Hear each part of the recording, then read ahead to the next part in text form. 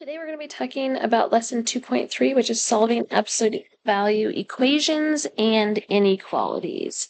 So this is our last set of notes here on solving things. And this time we're going to be talking about absolute values. So what we need to remember for an absolute value equation is we should hopefully know that if the absolute value of x is a, then we know that this x value inside is equivalent to a and negative a. So that's what this is stating here. So we know that the absolute value of a number can come from the positive or negative version of that. So for example, the absolute value of -4 is +4, and the absolute value of 4 is also +4. So when we are solving absolute value equations, we're going to set up two separate equations because we can have two separate values of x coming out of that absolute value. So let's take a look at what that's going to look like over here. So in our first example, we've got the absolute value of 2x plus 3f equals 4. So I'm going to set up two separate equations. The first one being 2x plus 3 equals 4. Because whatever's inside that absolute value could be equal to 4, or whatever's inside that absolute value, in this case it's 2x plus 3, could be equal to -4. So we're going to solve those separately. So on this one, we're going to subtract 3. We're going to get 2x equals 1, divide by 2, and get that x equals 1/2. The second one here, I'm going to go through the same process, but now it's equal to -4. So we're going to have 2x equals -7, divide by 2, and get that x equals -7/2. Now, when you finish these, you always want to go back and check your solutions by plugging them in. So I just want to make sure that 2 times 1/2 would be 1, plus 3 equals 4. That one checks out. And then in my second one, 2 times -7/2, that would be -7, plus 3 is -4, so that one checks out as well. So we just want to always go back and check our work to make sure we're on the right track. Same thing on this second one. The big thing we want to notice on this one is that we have this constant, the -3, outside of the absolute value. You want to isolate the absolute value before you split it into two separate equations. So we are going to say that the absolute value of x plus 5 is equal to 4, and now I'm going to split it into my two equations. So we're going to have x plus 5 equals 4, or that x plus 5 could be -4 because the absolute value of -4 would still equal +4. So again, we're going to solve those the same way we solve any other equation. So in this case, x would equal -1. Over here, when we subtract 5 from -4, we would get that x could equal -9. Again, just double checking mentally our work here. If I plug -1 back in to the original equation, -1 plus 5 would be 4. The absolute value of 4 is 4. -3 equals 1. And when I plug in -9, the absolute value of -9 plus 5 would also be 4. -3 still equals 1. So those solutions work out. So those are some basic absolute value equations that we could solve. Now, sometimes when we check our solutions, we may end up with something called extraneous solutions. So extraneous solutions are solutions that result from the process of solving an equation. So it comes out the same way any other solution does. But when we plug it back in, it does not make the original equation true.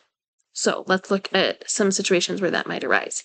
So you'll see in this first example, we have our absolute value isolated on the left side of the equation. So I'm going to separate it into two separate equations. Equals 4x plus 7. And then my other one is going to be that x minus 8 could equal the negative version of that. Now on these, when we put the negative version, it needs to be the negative of everything. So I'm going to put that 4x plus 7 in parentheses to remember that everything in there could be negative. All right, so let's go back to this first equation and solve it. I'm going to isolate the x by adding 8.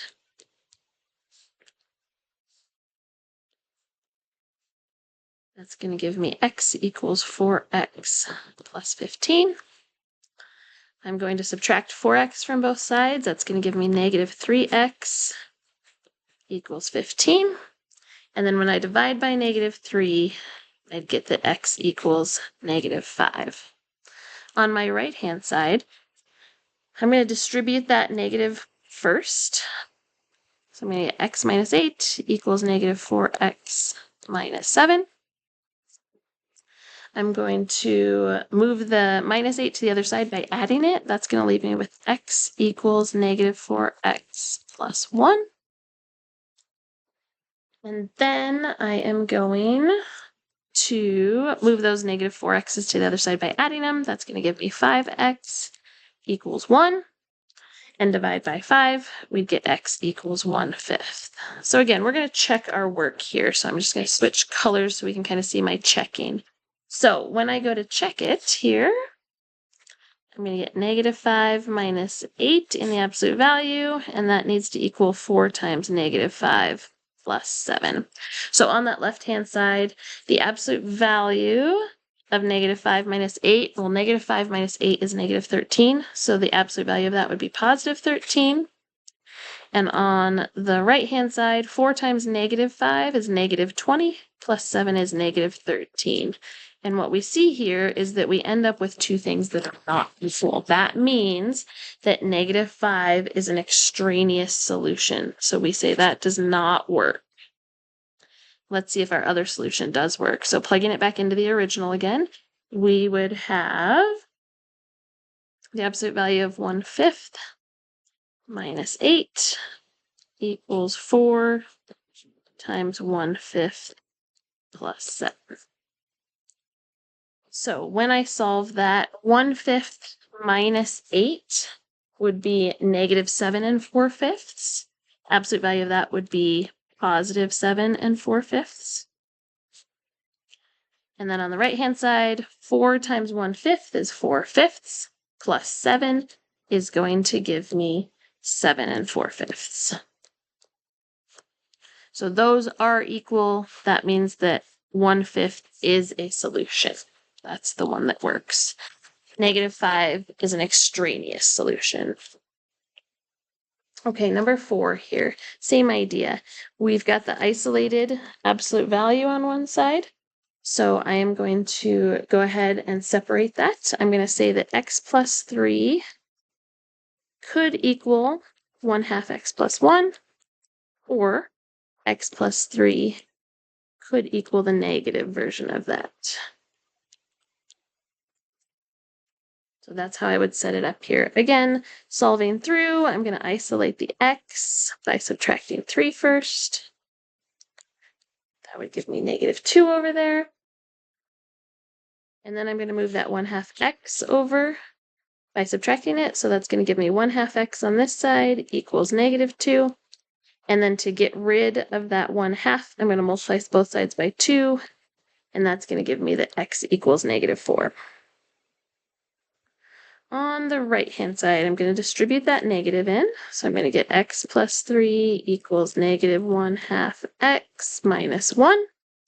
Again, subtracting the 3 from both sides, that's going to give me x equals negative 1/2 minus 4.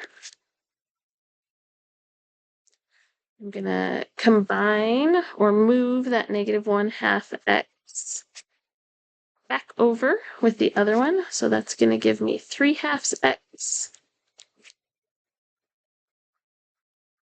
equals negative 4. To get rid of that 3/2, I'm going to multiply both sides by 2/3. That's going to leave me with x equals negative 8/3. So those are my two solutions. Again, we're going to check our work by plugging negative 4 in and then plugging negative 8/3 in. So when I plug in negative 4 to the original equation, we're going to get half of negative 4 plus 1 equals the absolute value of negative 4 plus 3.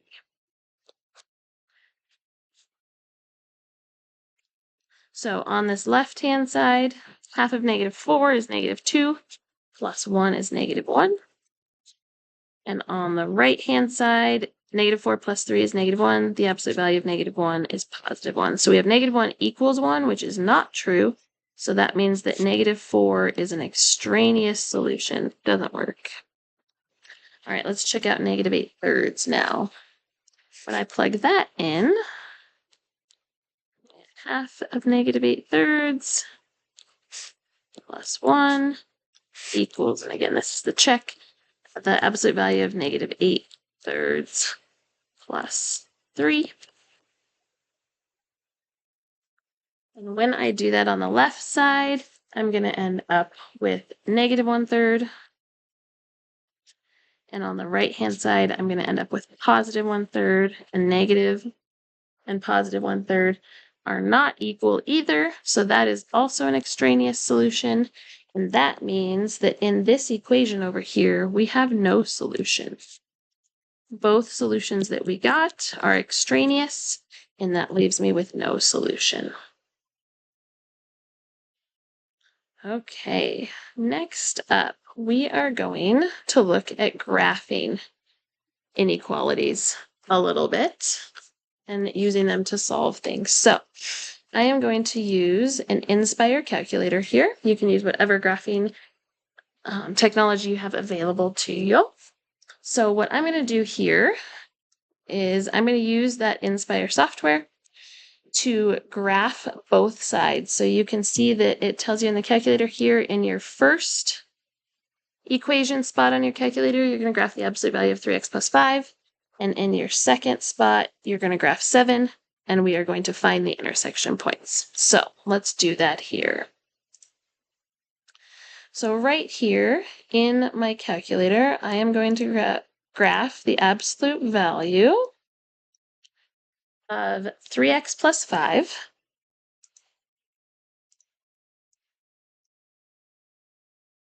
And hit enter. And we can see what that looks like here.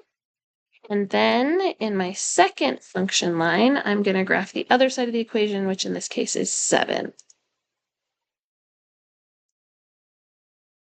Now let me adjust my window here so we can see it. Okay, so we have in blue absolute value of 3x plus 5. In red, we have the other side of the equation, which is y equals 7. So we're going to find those intersection points real quick. This one on the left-hand side is at -4, 7. And on the right-hand side, it would be at 2/3, 7. So if we look at our equation, we're trying to find when these are equal. Well, on their graph, they're equal at their intersection points. So we would say that x equals -4 and x equals 2/3. So if I was going to sketch the graph here, I would graph it in general. So y equals 7 is up at 1, 2, 3, 4, 5, 6, 7 here. And from my graphing technology, I know that it starts here and goes up like that. And on this left-hand side, it goes up like that. And again, that's just a sketch. We're using our graphing calculator to get those. So this solution over here was at 2/3. That's this guy. And this solution over here was at x equals -4. So we can use technology to find those solutions. Let's do the same thing in example number 6 over here. So on my graphing technology, I'm going to graph the left side of the equation, which was the absolute value of x minus 4. And on the right side of my equation, in my second function line, I'm going to graph x plus 1. Okay, so we can see here when I adjust my window a little bit, we have a solution here where they intersect. So let's find that. And it's at 1.5 for x. And then what I notice is my two functions on this hand side are parallel to each other. They're never going to intersect again. So in this case, I only have one solution at 1.5. So I would say for this one that x equals 1.5 is my only solution. That was the only time they intersected. And the graph of that would look like something like this, sketching it. And then the absolute value function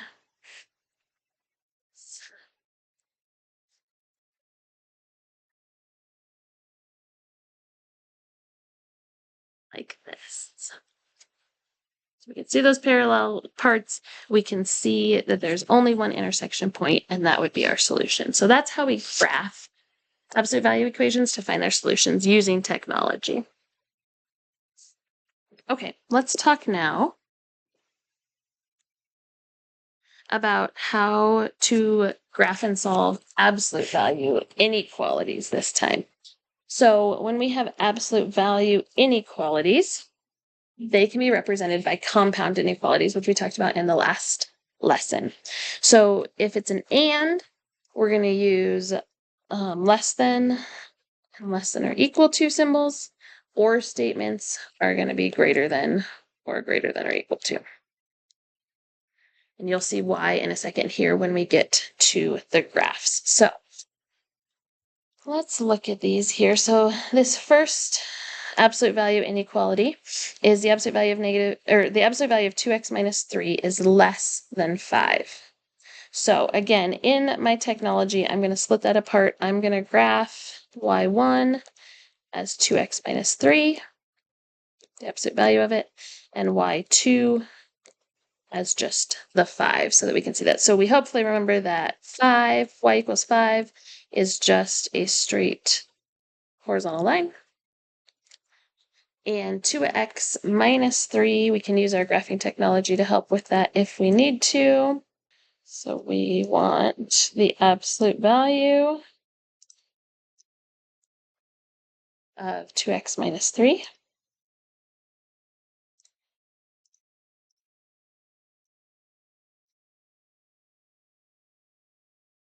So we can see where that is. We can see where y equals 5 is. And then again, we can find those intersection points to help us determine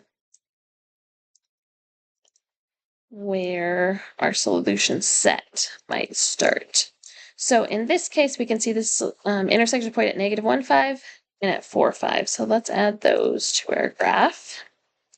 So one here at -1, one there at +4. Then obviously it was an absolute value graph, so it comes down, goes up. So that's what my graph looks like. We know that this guy and this guy are the solutions to the equation, but this is an inequality where we want the absolute value of 2x minus 3 where it's less than 5. So we hopefully know that on a graph, we want to know when it's less than. So when is this absolute value smaller than the 5 would be down here. And what we're looking for in our solution set is then what x values make that true. So that area where the absolute value is smaller than 5 goes from the x value of -1 to +4. We know that at -1 and at +4, it's equal to 5, and that's not what we want in our inequality. It's just less than, not equal to. So it would be parentheses around those. Okay, on our second one, we're going to do the same thing. We're going to graph the absolute value of 2x plus 1. We're going to graph 5. And then we're going to find those intersection points again. So the left-hand side was the absolute value of 2x plus 1. And then the right-hand side was 5 again. So we can see where it crosses there. Let's find those intersection points. There's 2 of them. One on the left, one on the right. So we can see that those intersection points are at -3 and positive 2. So let's go back and graph those. So y equals 5 is up 1, 2, 3, 4, 5. 2x plus 1, we know those intersection points. We're at -3 and positive 2.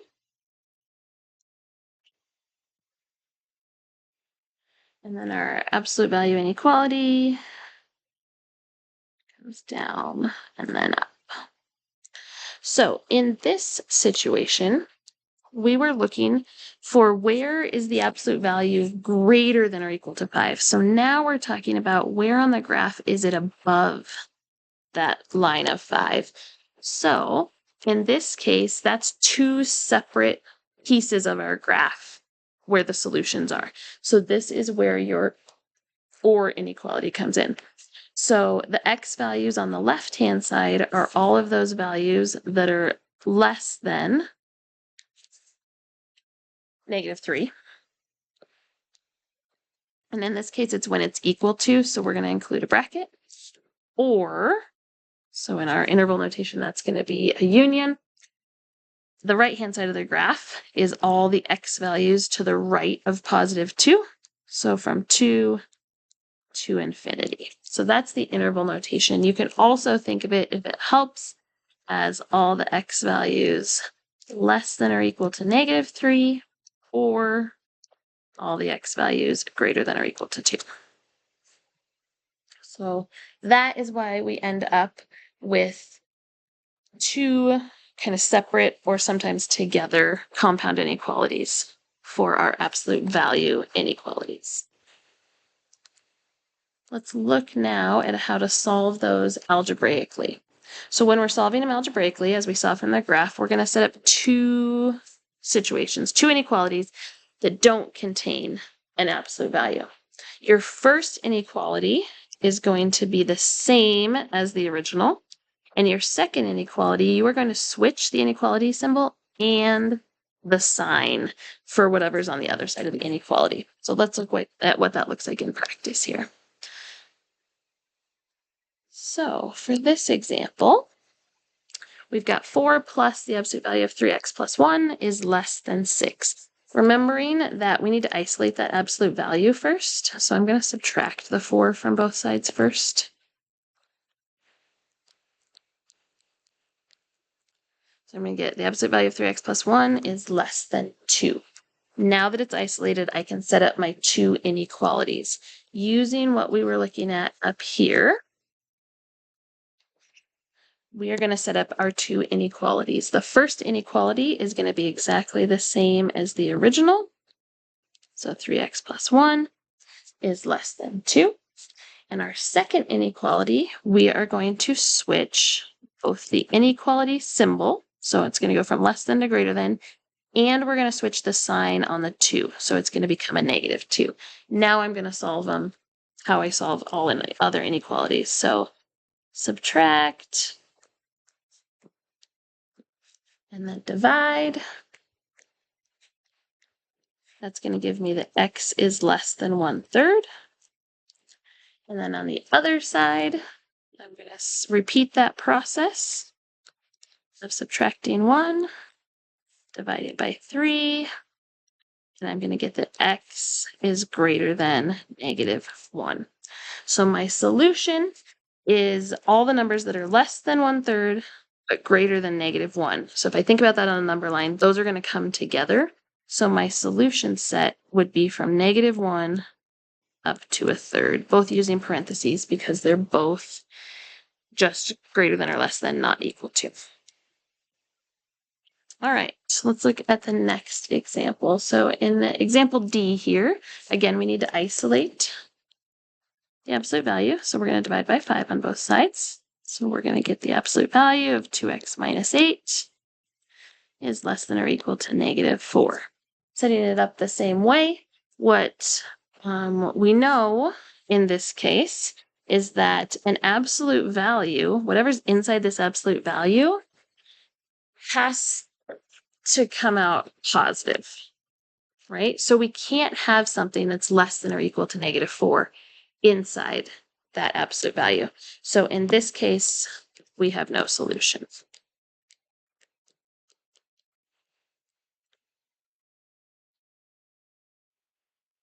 All right, so let's look at 2 last examples here.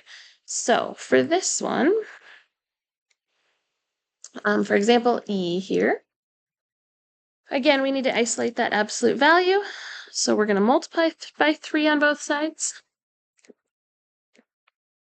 That's going to leave me with the absolute value of x plus 6 is greater than or equal to 12. I'm going to split that now into the 2 inequalities. So x plus 6 is greater than or equal to 12. First one stays the same. Second one, we are going to switch to less than or equal to and make it a -12. Solving those, I'm going to subtract 6 from both sides. That's going to give me x is greater than or equal to 6. And then on this side, we're going to have x is less than or equal to -18. So we should notice in this one that now we've got numbers greater than or equal to 6 or less than or equal to 18. It can't be in both situations. So when we have greater than, that's going to be a compound inequality with or. So my interval notation, less than or equal to 18 is going to be the smaller one. So I'm going to go from -infinity up to -18 with a bracket. And then it could either be that or the value is greater than or equal to 6. So that interval would go from 6 to infinity. So when it's greater than in the inequality, it's going to be an or inequality. Let's look at one more example with that. So this one already has the absolute value isolated, right?